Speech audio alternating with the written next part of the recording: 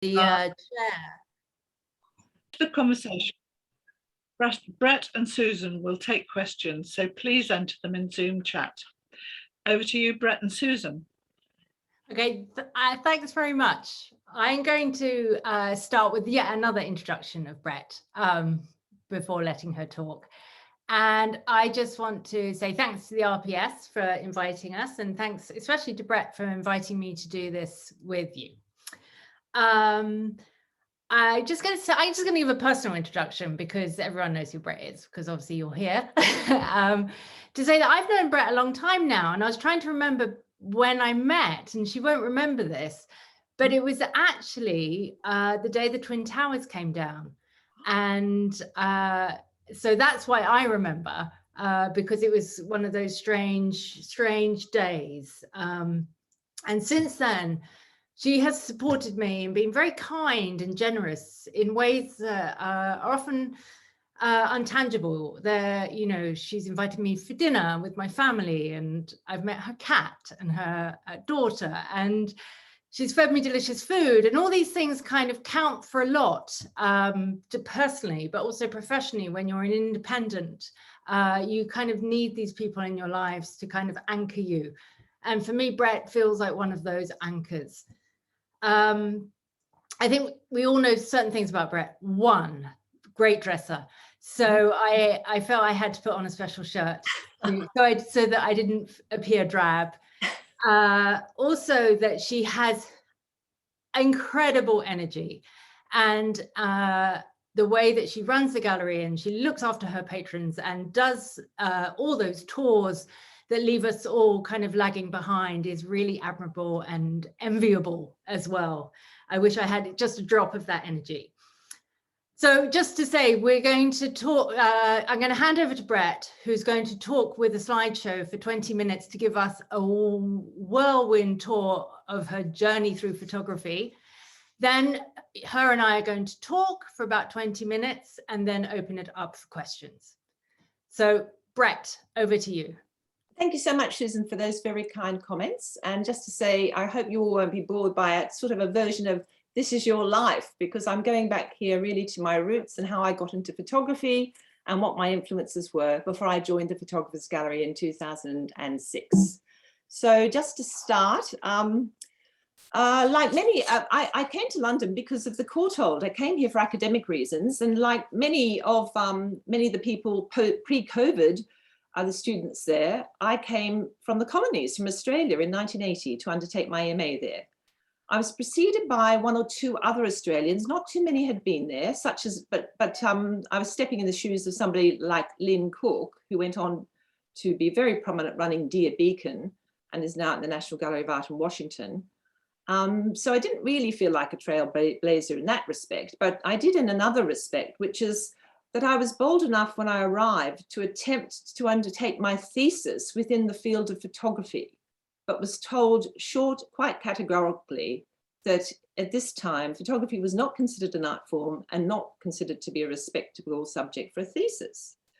So try as I could to do something around that subject, the best I could achieve was choosing as my subject a topic that relied entirely on using a photographic archive for its validation. And that subject was the history of Surrealist exhibitions in Europe, examining how they reinvented and radicalized exhibition making from the 20s to the 40s. I thoroughly enjoyed what this involved, which was 6 months in Paris, going through the archives, scouring ephemera, letters and documents to compile this thesis, and included things, of course, that related to the famous Burlington Gardens exhibition from 1936 to what's here, the Peggy Guggenheim Art of the Century exhibition in New York in 1942.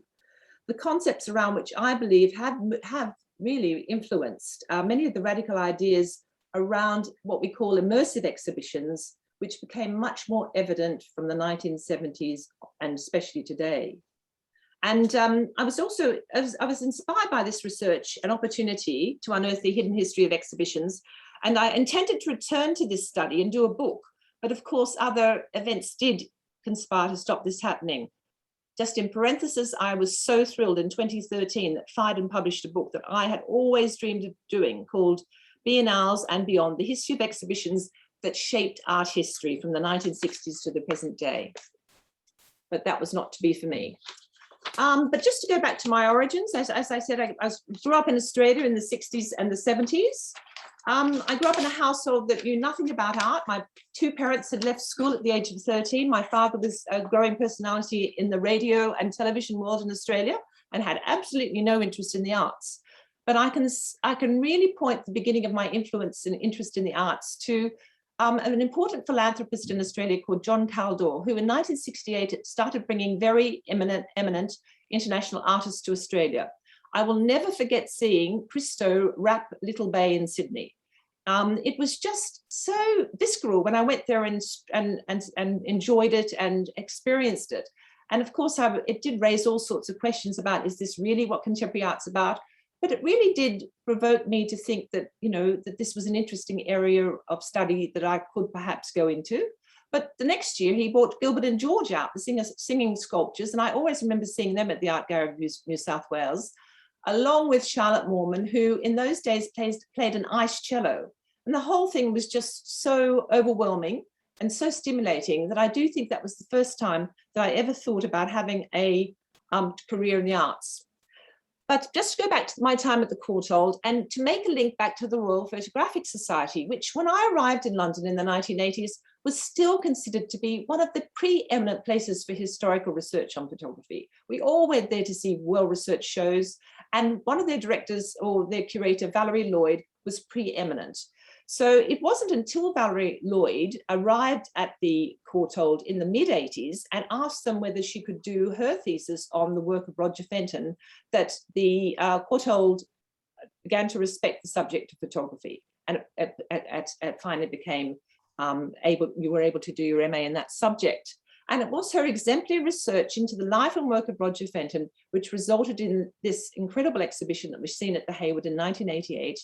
And which resulted in me actually at the British Council finally touring this exhibition to the Musée d'Orsay. So finally I was able to work with Valerie and admire her scholarship. But I'm so pleased that she was the trailblazer who was able to convince the Courtauld that photography was a serious area of research that people could study at MA level. So for me, really, just to go back now to my time in Australia, I really had started when I left my degree at the University of Sydney. I was very fortunate that the period of the 70s in Australia coincided with Gough Whitlam, a Labor government coming in and appreciating what the value of the arts were.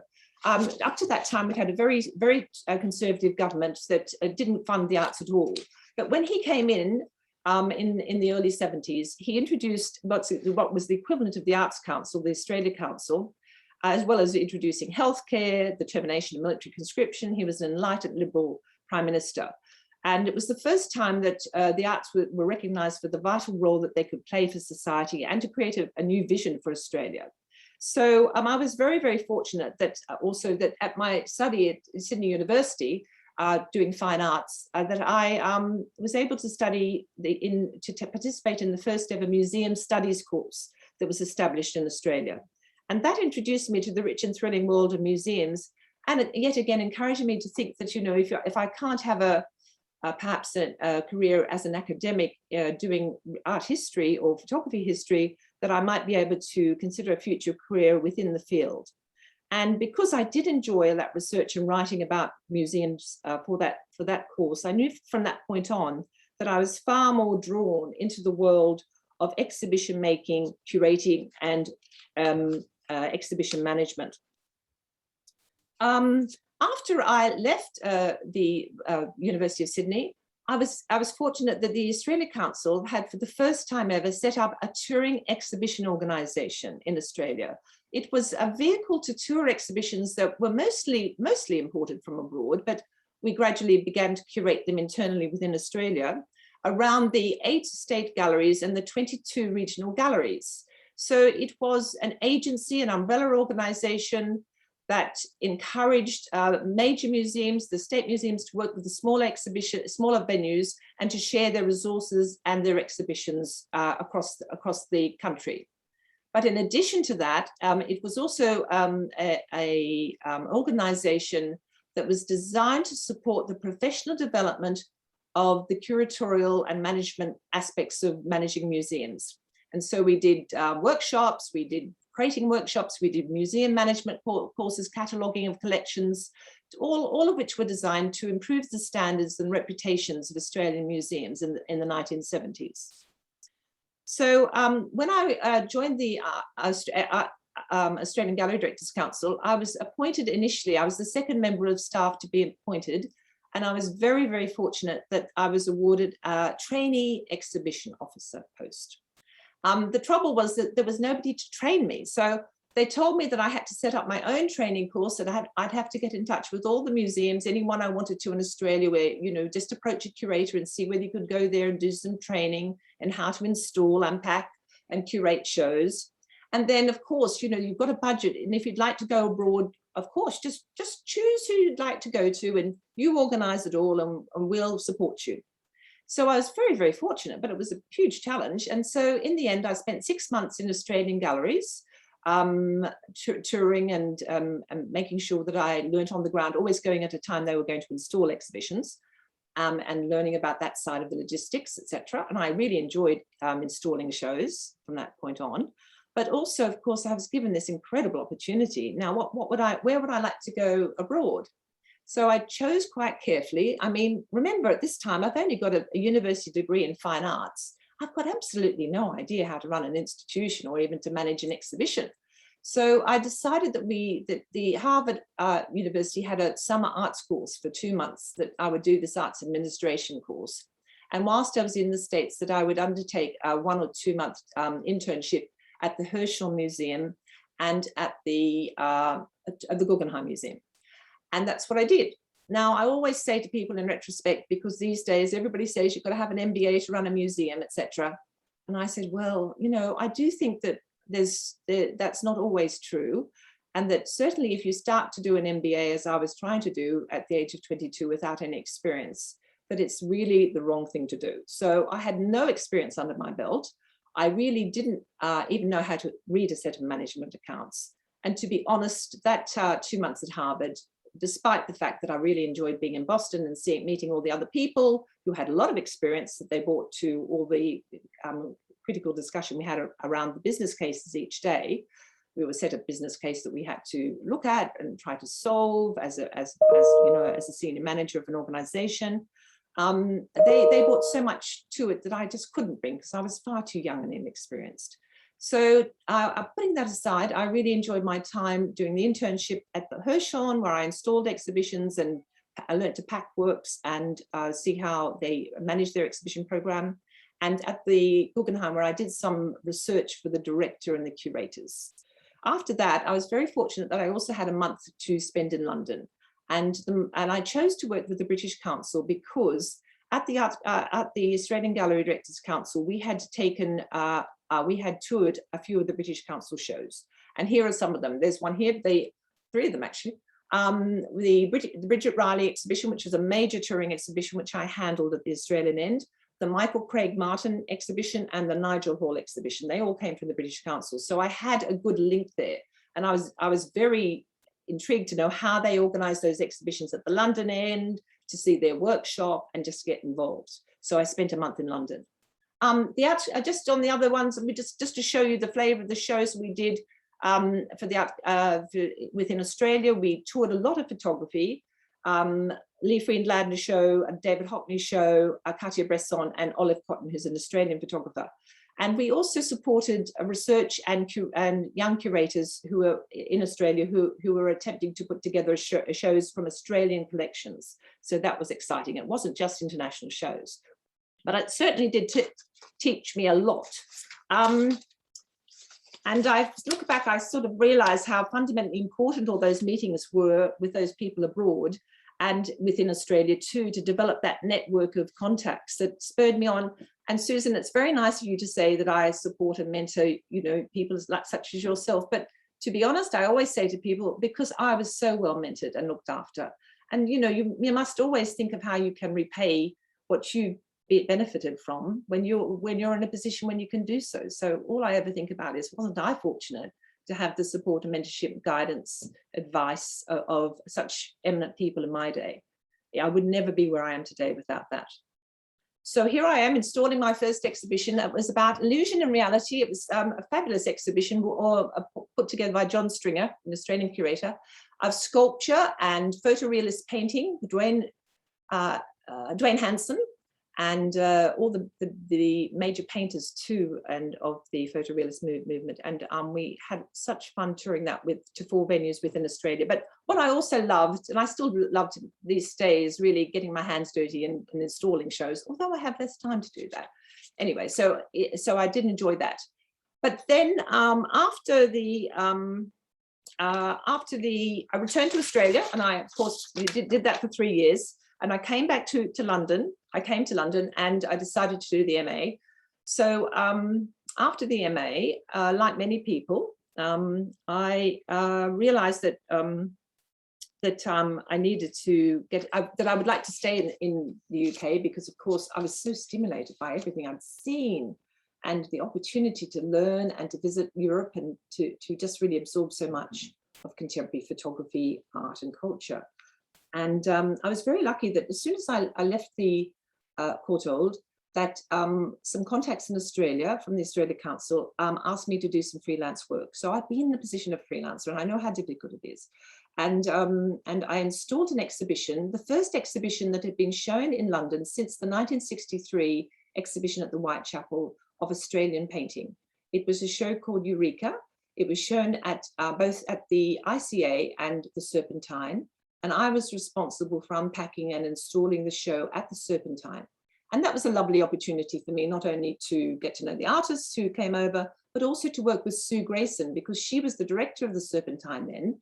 And little was I to know that she would become subsequently the director of the Photographers Gallery, but I got to know Sue on that occasion. As well as doing that, I went to, I did some research trips for the Australia Council to East Germany and to Poland, because they wanted to expand their cultural program there.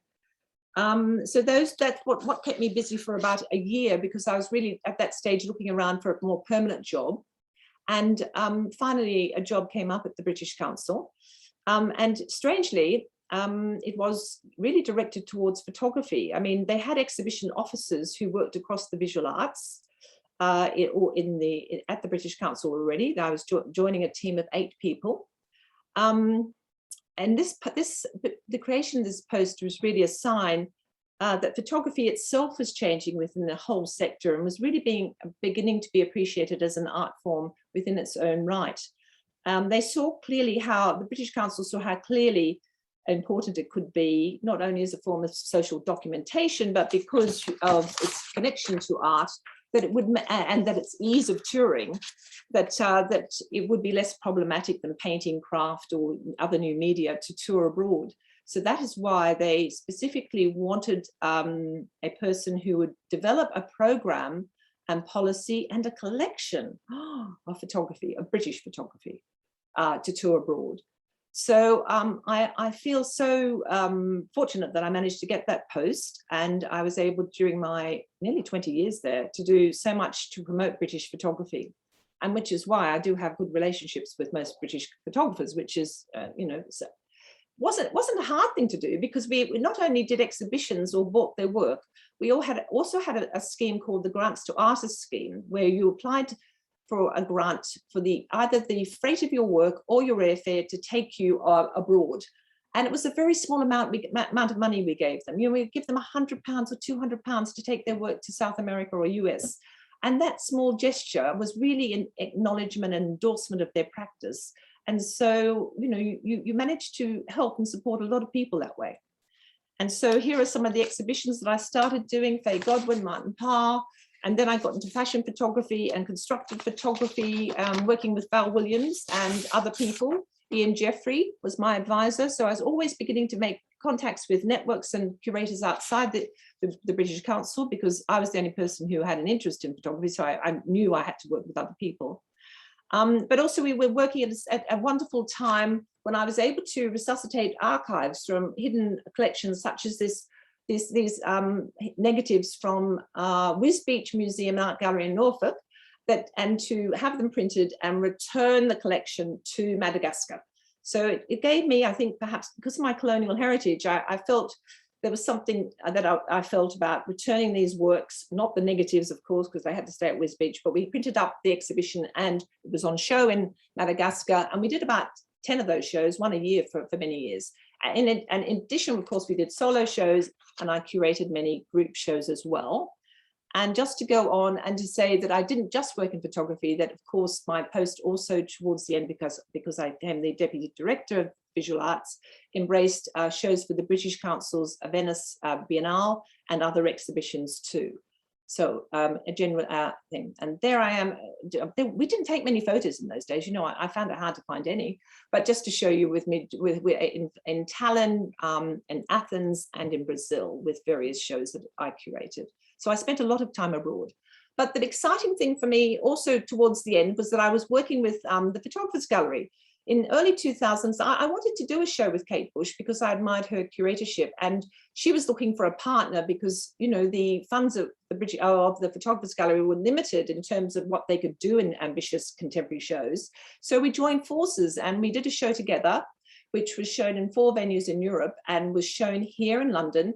Not at the Photographers Gallery, strangely enough, it was too small. So Kate knew Victoria Miro and her husband then, and kindly asked for us to borrow the space that is now Victoria Miro's gallery in Wharf Road. So this is Wharf Road unrenovated. We had pigeons flying around, but it was fine. We didn't really mind. We just had so much fun installing that show there.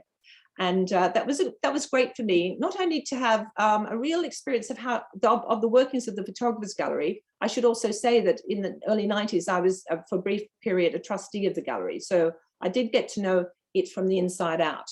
So I was quite familiar when in 2005, they advertised for the post of the director of the gallery. And of course, it was a big challenge taking that on because it came with a very big remit, which was I had to move the gallery from these 2 venues in Covent Garden to a new venue of my choosing within you know, a couple of years, because all the previous attempts by the previous directors had come unstuck for one reason or another. It was, you know, the variety of circumstances that meant that about 5 schemes that were proposed and costed never got off the ground. And the Arts Council had made it quite clear that, you know, unless we did it this time, money would be returned to them. So we had to get on with it. And so I was very, very aware that the legacy I was inheriting, this legacy of this wonderful space and the 350,000 visitors who loved, you know, the cafe and the accessible talks and the whole welcoming atmosphere of this gallery was, I was risking all of that by uprooting it, moving it elsewhere, but I knew I had to do it and that it wouldn't be easy. But when the board showed me that this was a possibility that we were going to move into, but I could say yes or no, I decided when I went to the roof and looked out over the area that I just was so inspired by it because it reminded me of the back streets of New York. And I thought, if only I could transform the whole public realm around here and make it much more people friendly, this would be a perfect place for the gallery. And we could become known as the gateway to Soho. So we were sort of the gateway to Covent Garden in the other space. So this is what my idea was from day one. And I'm hoping to make that a reality next year.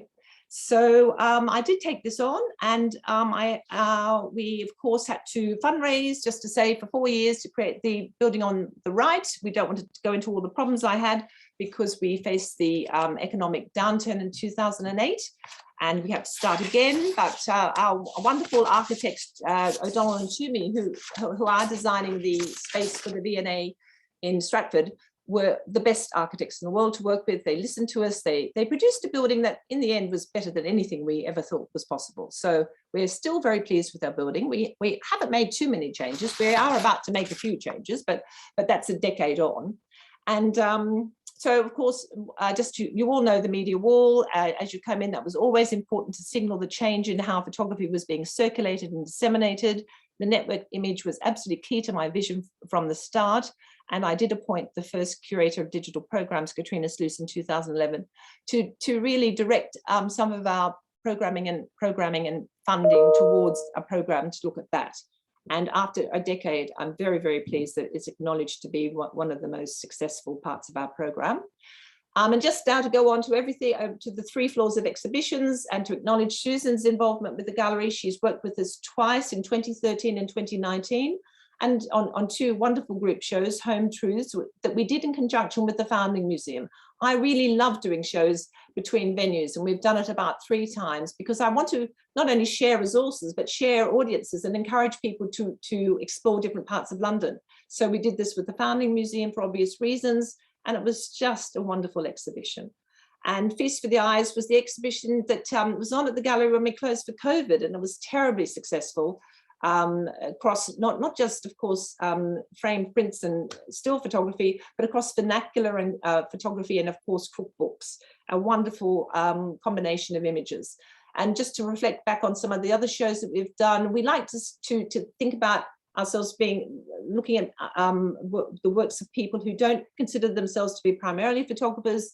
And in one iteration of the program, a rare time when we've done one show on each floor, because we usually only have 2 shows at any one time. We did the artist Andy Warhol with his photographs, William Burroughs the writer with his photographs, and David Lynch the filmmaker with his photographs. And of course, we try to always introduce new people to the UK audiences, Alex Prager being one up here, but at the same time as recognizing undersung people such as Tish Murtha, who have been neglected in the canon. And of course, we continue to continue our photography prize to reward outstanding work in the previous year in a photo book or exhibition form. At the moment, just to come to an end, we have 2 fabulous shows. We call them the 2 Helens. Helen Levitt, the street photographer, is showing her work here, and Helen Kamek, the Turner Prize winner, has a wonderful new film on here, which we're sharing with Touchstones in Rochdale, and has been supported by Film and Video Umbrella. Again, another very useful partnership and collaboration. And in print sales, we have new work by Julie Bellin. And so just to come to the end, I just wanted to say, coming back to what I spoke about the day I stood on the roof of the Photographers Gallery in Ramilly Street and said, yes, this is the place we should go through. I love that crack in the wall. You can see Oxford Street. But why aren't those 1 million people in Oxford Street coming down into our beautiful public realm? Because the public realm wasn't beautiful. It wasn't welcoming. I always get into trouble, but it smelt like you're an alley. And I wanted to change that. And I knew I had to, because really to drag people down, to engage them in photography, we had to radically revamp that. And I am happy to say that despite this disruption that's outside the gallery right at this moment, Westminster Council has joined forces with us and invested £3 million on pedestrianising not only Ramilly Street, but Hills Place and Ramilly's Place, to create something they have called, and we're thrilled about, called the Soho Photography Quarter. We are the curators of this area. And it will comprise one 42-metre art frieze, as you can see up there on the top right. It's already being tested at the moment. A series of projections, nighttime moving image projections every night from dusk, and street-wide banners across the, as you can see here on this map, showing you the positions of the banners, very large 6-metre wide banners that we will be launching early next year. So we're really thrilled about that, and it's going to hopefully encourage new audiences. In COVID times, a nice, safe outdoor place to look at art and photography, but also let's hope we can encourage people to come in and explore what we have to offer inside. And finally, to come back to our 50th anniversary, we've had a terrible year, because in a way we wanted to spend the whole year celebrating our 50th anniversary and doing things that we could ask you all in to participate in events, but we've had so little opportunity to do that. But we are going to do a conference at the Paul Mellon Centre at the end of November 25th, December 1st and 3rd, which is looking at the history of photography over the last 50 years. And we have about 20 speakers. So please look at that either on the Paul Mellon website or ours. And today, of course, is a big day in the gallery's history, because we had our auction with Sotheby's. We chose Sotheby's because Sotheby's in 1971 was the first auction house ever to run a photography auction in London. So we are both celebrating our 50th anniversary, and we've just closed the bidding, and happily we have raised some funds to support the future of the gallery. So I think on that happy note, I will bring that presentation to an end. Well done. Well done. That was fast talking. Very impressive. I'm going to actually take you right back to the beginning to start. And it's a question I often ask people in photography. It's like, what was the spark? Can you kind of go back to that moment that made you interested in photography? It was very unusual at that time to come and want to write and study it. Yes, exactly. I know exactly when it happened. It was in the State Library of New South Wales, in Mitchell Library. I had an older friend, I was only 18, and he was the curator of photography. His name is Alan Davies. And he took me down into the bowels, into the archives, and he showed me these 19th century images. And he explained to me all about the processes and what they, read them in a way I'd never heard anybody read an image. And of course, from that, I was just completely spellbound from then. And I always pay credit to Alan, because I don't think if he hadn't taken me on that tour, and he used to take me down after that very regularly, so I could see all the gems down there. They were never on show at the Mitchell Library. So that was that hidden secret that was down there. And I must say, I always, at the beginning, really preferred 19th century processes and photography. I moved on, but I still feel that my heart is there too. Yeah, me too. Because I often talk to Australians about this, that they didn't see photographic objects. The only way they could encounter photography was in book form or on a slide. Yes. So it was very unusual for you to have that opportunity, wasn't it? Exactly. I don't know how that happened. And he was the husband of a friend, and that just also did that coincidence. I always also say, because everybody says, why are you so interested in fashion photography? And just to come back to the book and the magazine, when I was 14, I got every issue of Vogue and all the magazines from London delivered, and I cut out all the fashion photographs and put them on my wall. So the 60s fashion photography was very influential on my consciousness of what Britain was, and that's one of the keys to my unlocking, why I wanted to come and live in Britain. Okay, that's interesting. So that it's a fantasy as well of what total fantasy, pretty grim actually at that time. Yep. What was your experience coming? Was it a shock when you landed, or was it everything you wanted it to be? Well, I don't want to be rude here, but the only shock was that the Courtauld wasn't really what I thought it was going to be. It wasn't at all friendly. And I found it very difficult to connect people. I think you work in very small groups. I was only in a tutorial group with 2 other people, and we only saw each other once every 2 weeks. I found it all, and I found it very infuriating also that the tutors and the lecturers never turned up on time, because I'd been working in a proper job where you did turn up on time. So I found it very lonely. Found the Courtauld very lonely and alienating. And I was Australian, and I know people don't want to be reminded of this, but in 1980, Australians weren't taken seriously. Certainly not as scholars or researchers. We weren't. So it was a bit difficult. But then, after a couple of years, that begins, you begin to adjust. Yeah, I'm interested. It was something we share. I didn't realize this, that your MA was in fact a curating MA thesis. Yeah. And so was mine. And I did mine at Goldsmiths in the 90s. And curating studies hadn't really begun. They'd just begun. I think it was the first year of curatorial studies at Goldsmiths. So when I handed my thesis in, they didn't know what to do with it, because it was about exhibitions. It wasn't art. It wasn't art theory. So it kind of got passed about from department to department with this, this interest in exhibition making and design and interpretation, which is really at the core of my interest, I think, but obviously really at yours as well. Definitely. So perhaps you could tell us, what's a great photography exhibition that you've been to and why? Oh, I really enjoyed the Thomas Walter at the Jeu de Paume just now, because everything in that show, and everything was a gem, because there were many new revelations. They really have tried to rewrite the canon. Everything was black and white, and it's small, very small, and you had to get in really quite closely, which was great. So you have to look very closely at these vintage images from the 20s and 30s, and have a guess what? It was in this amazing, eye-popping Mondrian installation with beautiful see-through. I think that might have been because of COVID, I wondered.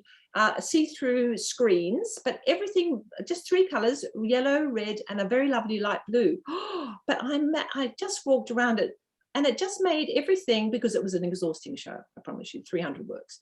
And a lot of people said they couldn't finish it, but it just, I don't know, it tied it all together, and it made it joyful. And it was lovely to see people through the other side. You were never locked into rooms. There weren't solid walls. oh my God, I just got so overjoyed seeing somebody using that degree of imagination. And I did walk around thinking, now, why was Mondrian the influence or the inspiration? And finally, I came to 3 photographs of Mondrian's studio and Mondrian portrait, and not all of them in black and white, but they did hang it on something that was in the show.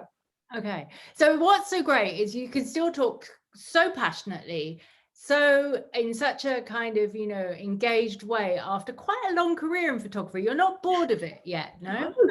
Oh, I go to exhibitions to refresh myself and to inspire me and to refresh my batteries. Oh, yeah. Okay. I can't do anything else, but I just love them. Love them. So the exhibition space itself, or photography, or the combination of the two? I like it when they get it right like that. Yeah. But I love also when we did things like Lorenzo Vittori or Vivian Sasson, where we broke the mold of how you install those sort of shows. Wow. And even Naomi Goodall, whenever we break the mold of how you install a show, and your show too, Susan, with its incredible installation, I really get so excited by that. Yeah, it's very thrilling, isn't it? It's a very good space to be in. I do think for people who might be intimidated by the work, it just makes it easier, a little bit easier, more accessible. Yeah, I started going in Paris. I started going to exhibitions at night because it felt more like theatre. It kind of amped up the atmosphere and completely changed it. And I found that really, that really did recharge my batteries. That was a different way of experiencing art, and I really, you know, it just changed it. It was a good thing to do. We don't read, apart from our late nights till 8 o'clock, we don't, I see in Paris that there are nights where they stay open all night. Yeah, exactly. No, it's really good. I wonder if I can propose that to my team. Yes, I think it's a great idea. But when our roads clear and people can find the entrance, because you can't find the entrance at the moment, it's very hard getting to the gallery. Yeah, it is, but it won't be. It's all. No, it won't be by next February. It'll all be clear and beautiful, and no cars. We hope no cars at all. So I just want to take you back a bit to the British Council again, and I'm interested in you saying that they were interested in photography. Did they know of your interest in photography as well? Or was that kind of a No, not really. I mean, I suppose they must have known, because at the AGDC I had done some photography shows. Yep, and obviously that was, yeah, they must have known, because other people would have applied for that job who hadn't actually. You know, it was a very similar experience. I would frame, or I'd work with the curator, then I'd help them frame and mount and, crate them, produce the catalogue. So everything, all the skills that were required for the job at the British Council, I had already carried out in Sydney at the AGDC. And how did you go about, because you learned the history of British photography on the job? I did, really. I did have advisors, you know. I had Ian Jeffrey sat on my committee, and so we talked often, once a month, and then Colin Ford. So we always had advisors. So I told him what my ideas would be, and then he would challenge me, and then he'd say, "Come on, it's time for a more challenging exhibition." Because I mean, I did the first 2 shows were obviously obvious ones, which were easy sells, the Faye Godwin and the Martin Parr. But then that was 1982 or 3, sorry, that I did those. Then I went on to the more challenging ones, like Look at Me and Constructive Photography, and those ones. So things moved quite quickly. And the idea, by the way, with all the shows, I think it's such a sensible principle, was when you did the touring exhibition, you bought everything for the show, and that then automatically became part of the collection. So it toured for a year or 2 years, and when it finished touring, it went to the British Council collection. So everything there is still they own it. And it's also an important patronage for the artists, isn't it? Oh, absolutely. But that's why I also mentioned, because if I couldn't help photographers by doing exhibitions, including them or having them in the collection, this small grants to artists scheme, which was very little money, did mean so much to them. You know, and it was a really important way to help people to get abroad. In those days, getting abroad, getting your crates to Sofia, Bulgaria, was quite expensive. So we would pay just the freight for that. You know, if we thought the artist was good, needed support, and we thought the gallery that end was good too, was something that had a good reputation. But during that time, you were on the road a lot, weren't you? I was traveling every 3 weeks for 1 or 2 weeks. Yeah, I loved it though. I really did love it. I mean, what an opportunity to see the world. And some people in my team didn't ever want to go to Eastern Europe before the war fell. So I always remember them saying, so who wants to go to Bucharest over New Year in the winter? And nobody wanted to go, but I went because I just so fascinated. And filled me with fear when I was there, but I will never forget it. And I went to East Germany quite a bit too. Wow, before the wall fell. So, you know, those were life-changing experiences, Susan. Yeah. So how long were you at the British Council in the end? 20 years. Wow. Long time. I mean, you know, people do tend to stay there forever because it's such an amazing opportunity, and the work is so varied. I mean, every day, every week you're working with different artists on different projects. So it can be, and you set your own agenda. But I was worried it became very instrumental, and we had to demonstrate that the arts were an extension of other aspects of the British Council's role, like, does it help teach science? Is it good at English language teacher? And we thought, oh, no, this is no good. Arts can't be treated as instrumental. And so we all got disillusioned at the same time, and a lot of people left at the same time, which is very sad. Yeah. So it was a big shift coming to the gallery. Yes, but as I said, I was very lucky because I'd had those 3 years in the early 90s, admittedly, on the board. I think I was on the board when Paul Womble was appointed, which was a good appointment. And I knew how rigorous they were. I mean, I remember getting the minutes and looking into the accounts and everything, and thought, well, this is a well-run organization.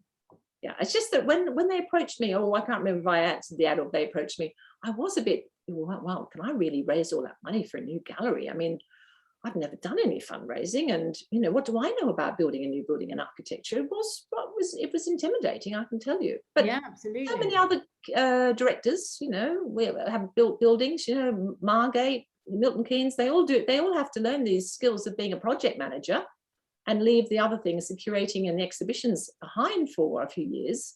And they are useful skills for generally, I suppose. Yeah, absolutely. You talked briefly about Home Truths, that we split with the Foundling Museum, and that you'd done a couple of other exhibitions with other institutions. What were they? Claire Graphics, photography and drawing. We did it with the Drawing Room, which is in Bermondsey. And we did Vishniac with the Jewish Museum recently. And it's wonderful because we can, you know, they're similar subjects and we can share audiences. We're always great. Like that. And the Helen Kemp the easiest. I mean, but because often galleries have different kind of agendas, but it is really wonderful to be able to as a curator kind of think of those two venues and do kind of site specifically work around them as well. And people could walk to your one, Foundling, and the Drawing Room was a little bit further, and the Jewish Museum was just a short bus route away. So we don't do things, you know, miles and miles away, because you do want to see both parts of them. And also, I just want to talk, I know people want to ask questions, so I won't keep you too long, about the wall and digital programming at the Photographers Gallery, which has been one of the envies, because I've lived in lots of countries. When I curate in other countries, I'm often asked about the digital wall and your digital programming. Mm-hmm. And I know that Katrina was often kind of pounced upon, and you're seen as a real kind of leader in that way. Can you talk a little about why you thought it was important and what you're doing and where it sits within the kind of ecosystem of the gallery? Mm-hmm. Of course, in 2008, when we were thinking about the design for the new gallery, we were all very aware of the preponderance of images, that the younger generation only really understand photography from what they see on their phone. And I think you, Susan, told me one day that your students told you that they look at, you know, 1,000 images a day on their computer, but they never come and look at a framed work. So I was just very, very aware of the need to consider the criticality around how people are considering the image on the networked image, because it's so different. And you know, the whole thing that informs that, whether that be algorithms, machine intelligence, AI, the technology that's behind it, that's powering everything and controlling invisibly how we read images, needs to be understood, appreciated, researched, and disseminated. And because it's just not understood. And I just knew that we had to do, it's really like, I shouldn't say this, like our research arm, because it is fairly academic. We have got connections with several universities doing PhD students who are doing research in these subjects. And we have a platform called Unthinking Photography, in response to Bergen's Thinking Photography, full of essays and research projects to do with all these subjects. And I'm very proud of that because, you know, within a small circle, it's being esteemed now, 10 years on, as an important platform for thinking about a consideration of the future of image making and the debate around it. Now, I think there are a few other institutions. We're partnering with Photo Museum Winter Tour. They're very much ahead of the game. They have far more money than we do. We talked to the Serpentine Gallery, which is amazing. They're doing, Kay Watson is doing great things there. Great. But I do notice that more traditional photography institutions are not getting on board. And I feel that's a bit remiss because I don't think you can understand analog or works objects, the photographic object, without also understanding what's happening here. Yeah, absolutely. I think it was a really bold move, and I think Katrina set the bar very, very high. But she's got a good successor, John Uriati. Absolutely, yeah, of course. But I think it really was instrumental, and it's absolutely looked upon by other institutions abroad as kind of a, you know, a great beacon of excellence. Yeah, we're very proud of it. It doesn't get a lot of attention, you know, but I think it's very important what we do, and we don't have much resource to fund it. So. Yeah, I'm going to open it up to questions because we've come to that time. Okay. I think, as I understand it, Michael or Joe are going to read the questions out from the chat. We are indeed. In fact, there's a comment there that the V&A has just appointed a digital curator. So picking up on your point, Brett. Oh, that's good. Thumbs up. So I've got some questions that are coming directly to me from our audience. So thank you for that. And if anyone else would like to add some questions or comment in the chat, please do so. The first one is, and it's a very broad question actually, are you optimistic about the future of photography in the UK? In the UK? Oh, you shouldn't have asked me that, because last week at Paris Photo, every single person I met said there's a crisis. They were having a crisis in British photography, and I'm going, what? Anyway, I mean, I think what they meant was that all the institutions are a little bit, you know, rethinking their roles and rethinking their positions. And I do think that there's a bit of a shake-up at the moment in terms of the institutions. Honestly, though, I would never ever think that the future that I always remain optimistic about photographers and what they're doing, because I do think the new generation, from what I can see, the submissions we get for, or anything that we ask for submissions for, shows such talent, such scope, diversity, and I always get so excited by the work I'm seeing that I don't think that there's a problem with photographers producing very interesting work that perhaps sometimes even merges the analog and the digital. But I do wonder if what the people are talking about, this sort of crisis within the sector, may be true, as the people reshape their roles and think about how they survive post-COVID. Let's go on to some slightly more positive questions then. Are there any photographers that you would still like to exhibit? Ah, of course.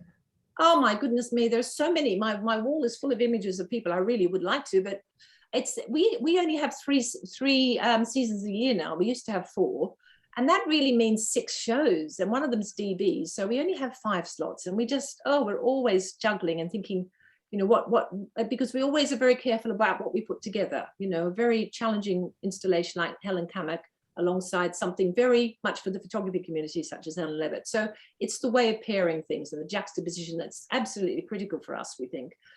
There are many, many. I can't even begin to ask you. It's like asking me for a favorite child. I can't do that.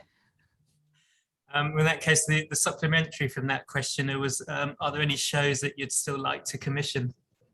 Oh yeah, I would say commission's different. You see, commissioning involves a bit of risk, because you're going to give an artist work to produce new work, and that's why we work with partners like Film and Video Umbrella, because they can partner our money and we can produce work such as Helen Kamak.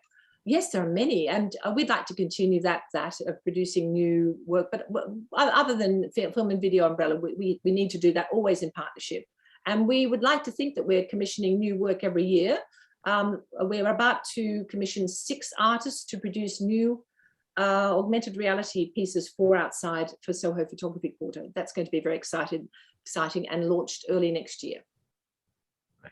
Well, I'm going to ask a couple myself now. I'm going to slip in these because I'd like to ask you a little bit about the 50th anniversary, because the Photographers Gallery has been so important over that period and continues to be.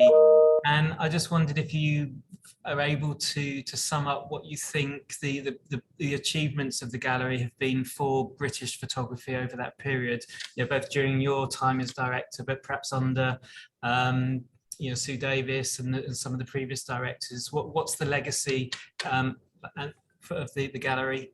I always talk about the legacy of Sue because, I mean, she was so, I always start by saying that she was so courageous and steely in having the determination to set this gallery up, and everybody told her it couldn't be done. All the people at the ICA said, you go off and do that on your own. So she mortgaged the house. She didn't take any salary for 2 years. She badgered the Arts Council for some funding. She got around her, she gathered around her some very influential men, Harold Evans from the Sunday Times and David Astor from the Observer, Lord Goodman, who's the lawyer from the Arts Council. And she managed to, even Tom Hopkinson, when she asked him to be chair, originally said, oh no, you'll never make this happen. She went back 6 months later and he agreed to do the chairing because he could not believe that she'd made such good headway. So her energy and her perseverance, I think this has been shared by a few of the directors, has been absolutely fundamental because even, she did have a tough time getting funding from the Arts Council, and she faced, I mean, I've read the trustees' minutes now from the 1970s to the time she left in 1990, and they're always about, the roof's falling in, we need to do an auction to pay for our rent, just to pay for our rent of our building. And so, to be honest, I often think, and she's always looking for patrons and et cetera, et cetera. The fun part for Sue, and it is for me, is doing the program. But the reality of the job is finding the money and cultivating the patrons and making sure that you're welcoming to audiences. So, so I don't think much has changed. I mean, that's what we're proud of. I'm proud of the fact that I didn't change her. I don't think we've changed the fundamental vision she had for the gallery, but also when we made the transfer from Great Newport Street to here, that we maintained its welcoming character. Some people say to me sometimes, well, it's too small, it should be much bigger. And I go, no, I think it's a perfect size. People come here who might feel very intimidated by going to the V&A or the Tate because it's so big. And they find this one able, this size gallery, much more accessible, welcoming and friendly. So I think we've kept that quality. And I always want it to be a place where photographers feel comfortable, where they can meet and feel it's their home. And I think that's I'm carrying on Sue's legacy really. And I think she knew that before she died. So hopefully she's up there looking down, very pleased that the third auction we have only ever had in our history, which finished today, raised some money to continue the future of the gallery. Right, that's a wonderful answer. And in fact, we've got some questions coming in now on the chat. One of them's come in anonymously. So our question is asking whether you had any thoughts on the photography scene in Australia and what you think of that scene currently. Oh. Because the sort of follow on from there is that there's yourself, Brett, there's Shoair at PhotoWorks, Magda at the MPG, and Susan obviously is Australian British. It seems that we have lots of Australian women dominating the photography world in Britain. Where's that, Susan? Where's that? That's true. Thank you. That's a very perceptive remark. I don't know why we all are. But I'll give Susan a chance to answer that. But I've said I like the fact it was an anonymous caller. I don't know. Look, the Australian scene's really interesting at the moment. I've been judged on Heads On Festival, and I've seen some great work. And also, we're going to be showing a major Australian photographer here next year. So I won't say any more, but I have been looking around, and I think it's extremely exciting, diverse, and experimental. Yeah, agree. All that. And we should be doing more here. One of the most interesting. Well, there is this Australian festival next year. We're participating, and so are many others. So there is going to be a chance to see Australian photography in London next year. Right. And we don't know why Magda, Susan, Shoair, and I have come to live here. I don't, but perhaps it's because we are sort of, we all face frustration in Australia because there wasn't enough photography, was there, Susan? Well, I'm a fake Australian. I don't think I can be pulled into this this wonderful group. I'm just kind of knocking on the window. Really weird. Okay, so we've got a question from Lucy who's asking, Brett, which female photographer do you find the most inspiring? Oh, no, that's terribly hard. That's like, like the child thing. Of course, when I first saw Tara and Simon, I thought in 2006, Claire showed me this work and The Hidden, and I just thought that was absolutely spectacular. But I love so many women photographers. I mean, if you looked at the program that we've consistently shown outstanding women photographers. I'm always got every season I have a new favorite. And we're about to announce the Deutsche Börse lineup at the end of this week. And I like all 3 of the women photographers who are on the shortlist. That's going to be announced on Friday, of course. So we have a question from Becky. So carrying on from your comments earlier, you saying there were only 5 there's only 5 shows a year. She's interested in how you see the Soho wall and the gallery exhibitions tying together going forward. Will they be linked, standalone, or an entrance to the gallery of sorts? And how do they complement each other? It seems exciting. Thank you so much for that question. We are still sort of working that out, but we do want it to be independent because we want to give that as a new opportunity for a solo artist to show their work outside. It will have to have some link to inside, but I don't think we'd be showing exactly the same artists inside and outside, because that's nearly too much when we have so few opportunities to give it to them. Also, the requirements and the constraints of showing work outside are quite different to showing it inside, even in terms of the subject matter. So we would be making very different decisions for the outside space. Thank you. And I think finally, again, this is probably a tough question, but where do you think the Photographers Gallery will be in 5 years' time? 5 years' time. I hope it's going to be spilling out more into the street. I hope we take over all of the Ramley Street facades. And I'd like to have a link to all the other squares in Soho and Fitzrovia, because I'd like to be working with all the museums and galleries around us. I think that we should be the nexus of around us within 10 minutes of the gallery are some of the world's best commercial galleries and photography spaces, TJ Bolting, Weber, etc. They're all around us. And I need to make more of a community, make sure we build a community that everybody who comes here knows about, and that extends just to the walking distance, 10 minutes around here. That's my next challenge. We've got to do that. Right. Well, I think it sounds like we should all be reconvening in 5 years' time, because I suspect, based on your time since 2006 at the Photographers Gallery, I suspect that you will deliver on that objective, and you'll be on to the next thing. And as Susan said, you do have so much energy and passion for photography that it's so wonderful to have that in the sector and being able to do so much with that. And I mean, one of the reasons we're here is because the RPS, through its external advisors, awarded you the Outstanding Service to Photography. So we're incredibly proud of what you've done for photography. And Susan, thank you so much for opening out the conversation with Brett. And Brett, thank you again for everything that you've done at the gallery and for telling us a little bit about your career and some of the insights. It's been really inspiring. So thank you for that. And thank you to our audience as well for joining us this evening. And I think we'll be reconvening in 5 years' time to see what's happening. Well, thank you very much to Joe McDonald, to you, Michael, and Susan. Thank you. It's been most enjoyable. Right, and yes, of course, Joe McDonald. Next year you're going to do this lifetime thing, aren't you? This is your life with all these elderly practitioners like myself, aren't you? I think so. I think we need a new series. This is your life.